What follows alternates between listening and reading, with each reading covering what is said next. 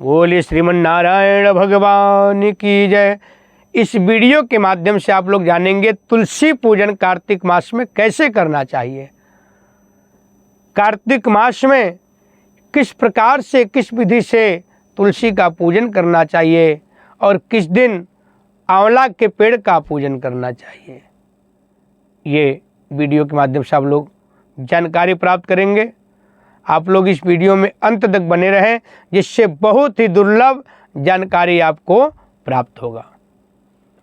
देखिए, तुलसी जो पूजन होता है वह पूरे कार्तिक महीना में किया जाता है और कब कब करना चाहिए वो आप इस वीडियो के माध्यम से अवश्य जानकारी लें और इस बात का ध्यान भी रखें। सुबह ब्रह्म मुहूर्त में उठना चाहिए। अगर कोशिश करना चाहिए आप नगर परिक्रमा भी सुबह कर लें, भगवान का संकीर्तन करते हुए, भजन स्मरण करते हुए, तो बहुत ही उत्तम फल की प्राप्ति होती है। क्योंकि जब कार्तिक मास आता है तो सारे भगवान सभी देवी देवता पृथ्वी पर आ जाते हैं।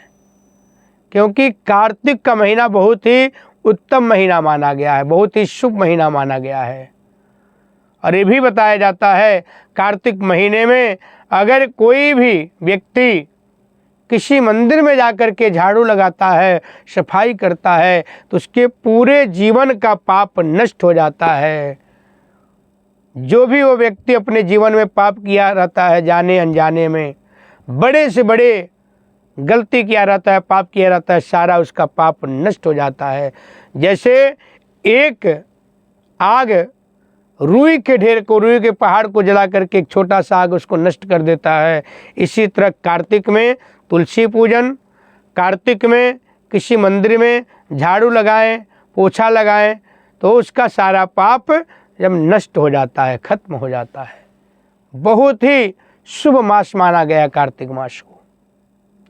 कार्तिक मास में नगर परिक्रमा करते हैं तो बहुत ही और अच्छा माना जाता है। फिर आप कार्तिक के महीना में प्रातः काल स्नान ध्यान करके ब्रह्म मुहूर्त में सुबह सुबह जितना जल्दी हो जाए मंदिर जाना चाहिए। मंदिर में जाएं, भगवान का पूजन स्मरण करें, भगवान को जल चढ़ाएं, शिवालय का सफाई करें, जल चढ़ाएं, वहाँ घी का जोत जलाएं। फिर उसके बाद सब कुछ करने के बाद तुलसी के पौधा को सबसे पहले जल से सींचे, पूरे पौधा को छींटा लगाएं जल का, गंगा जल मिला करके।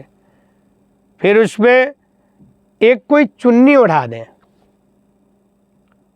चुन्नी ओढ़ाने के बाद उसमें टीका लगाएं। ये सुबह का प्रक्रिया है, प्रातः काल का, बिल्कुल सुबह सुबह जितना जल्दी हो सके टीका लगा दें, अक्षत लगा दें। अक्षत लगाने के बाद माला पहना दें, पुष्प नीचे चढ़ा दें, धूप दीप जला दें, धूप दिखा दें। धूप के बाद एक जोत घी का जला करके दिखा दें तुलसी माता को। उसके बाद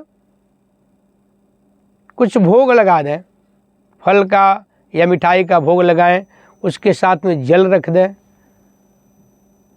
फिर प्रार्थना कर लें, कुछ पैसे चढ़ा दें, खुले पैसे चढ़ा दें तुलसी के पौधे पर। तुलसी का पूजन करने से भगवान नारायण श्री हरि बहुत प्रसन्न होते हैं, बहुत अधिक प्रसन्न होते हैं भगवान श्री हरि। तो जो लोग भी तुलसी का पूजा करते हैं, भगवान नारायण स्वयं उनके ऊपर कृपा करते हैं। भगवान श्री कृष्ण को भी तुलसी का पूजन कोई भक्त करता है तो उसको बहुत प्रिय मानते हैं। वो उस भक्त को बहुत ज़्यादा अपनापन देते हैं भगवान नारायण, भगवान श्री कृष्ण। तो आपको बहुत ज़्यादा फल प्राप्त होता है। तुलसी का एक मात्र पत्ती चढ़ाने से भगवान विष्णु प्रसन्न हो जाते हैं, भगवान श्री हरि कृष्ण प्रसन्न हो जाते हैं। तो आप लोग सोचिए, उनका जब आप पूजन करेंगे, उनका विशेष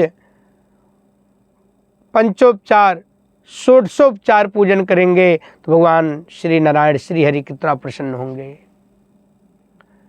फिर उसके बाद तुलसी का आरती करना चाहिए। तुलसी महारानी नमो नमो, हर की पटरानी नमो नमो, वैकुंठे वाये नमो नमो, ब्रह्मांड लिए जाइए नमो नमो। 56 भोग 3600 व्यंजन, बिन तुलसा हरि एक न मानी नमो नमः। कह रहे हैं सब जो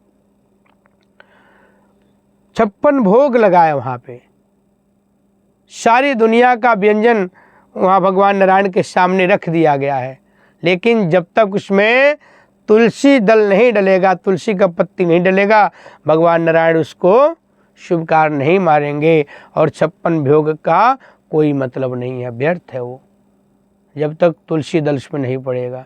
तो वही बोला गया है, बिन तुलसी हरि एक न माने नमो नमो। 56 भोग 3600 व्यंजन, सब व्यंजन होने के बाद भी भगवान नारायण उसको स्वीकार नहीं करते हैं। तो तुलसी पूजन से भगवान नारायण श्री हरि बहुत जल्दी प्रसन्न हो जाते हैं और बहुत उत्तम गति, उत्तम फल प्राप्त करते हैं उस भक्त को।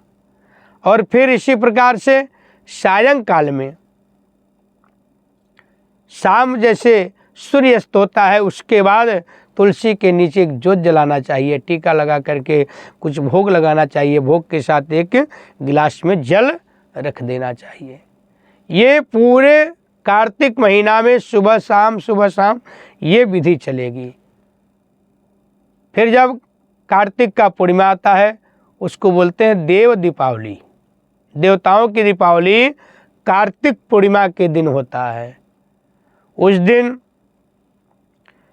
गोला को 2 भाग में काट लें और जो उसका 2 भाग होगा तो कटोरी के जैसे बन जाएगा वो, उसी में 365 दिया, 1.25 लाख बत्ती, 1001 बत्ती, जितना आप चाहते हो उतना बत्ती उसमें लपेट के रख लें, उसको घी से डुबो दें और सायंकाल में किसी पीपल के पेड़ के वृक्ष के नीचे उस जोत को जला दें। कोशिश करना चाहिए जितना ज़्यादा से ज़्यादा आप उसमें बत्ती लगाएं, जितना बत्ती रहता है उतना दिया माना जाता है। कार्तिक मास में दीपदान का बहुत बड़ा महत्व है, इसलिए दीपावली के दिन भी बहुत सारा दिया जलाया जाता है, पूरे हर जगह दिया जलाया जाता है। जितने आपके नगर में, आपके आसपास जितना भी स्थान होता है, देवस्थान मंदिर होता है, सब जगह जा करके ज्योत दीपदान करते हैं। और ये प्रथा बहुत वर्षों से चली आ रही है, कई हजार वर्षों से चली आ रही है। दीपदान का बहुत बड़ा महत्व है, बहुत ज़्यादा फल होता है।